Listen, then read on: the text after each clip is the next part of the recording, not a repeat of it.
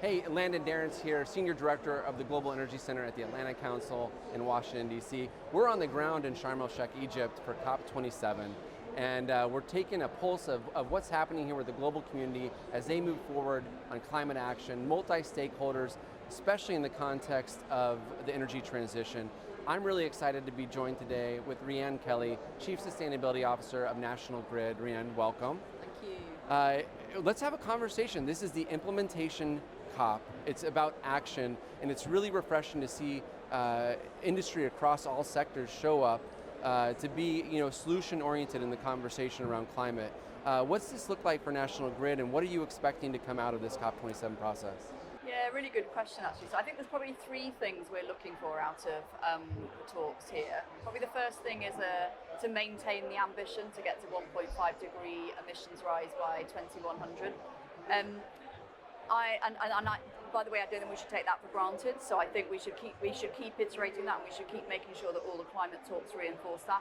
But it is an implementation talk, and I think it's really important that we start to say what are the policies that we need to see to get into 1.5. If you add up all the policies that are in place globally at the moment, you get to 2.8. So there's obviously a way to go. So I think it's brilliant to be talking about implementation policies. The third thing is really around finance. Because if you have the ambition and you have the policies, then you'll probably get the finance and, importantly, from a business perspective, the investment. And so can we make sure that the investment flows, the finance flows, then align to that 1.5 degree vision? Those are the three things I think we want delivered. Well, I think there's conversations as we scope out with the dialogue throughout the conference on all of those issues. But it's kind of an undercurrent, obviously, in the broader context of what's going on in the world.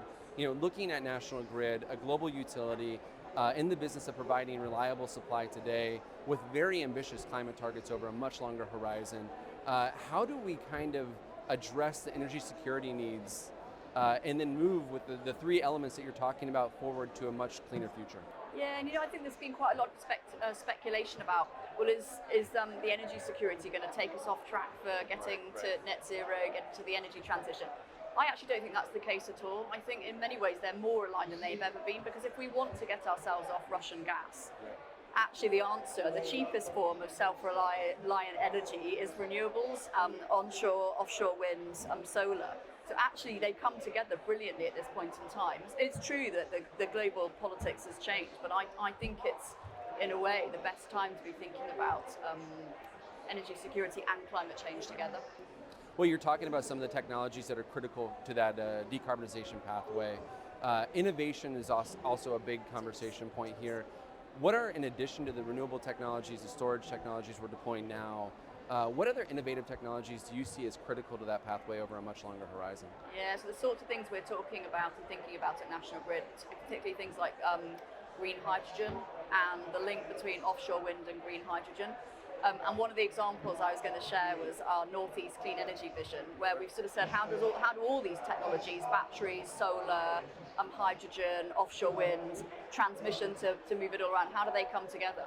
And we pulled together a vision for what this could look like on Long Island. So linking up the existing battery and solar we have there with the offshore wind that we know we're going to build, with the green hydrogen created for industry and for neighborhoods. And what you end up getting is this vision about how all these technologies and innovations come together to create sort of clean energy hubs, basically.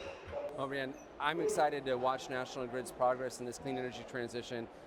Really have a lot of respect for the ambition you're bringing to the table, and it's great to see you here at COP. It's great to be here. Thanks very much. All right. Take care.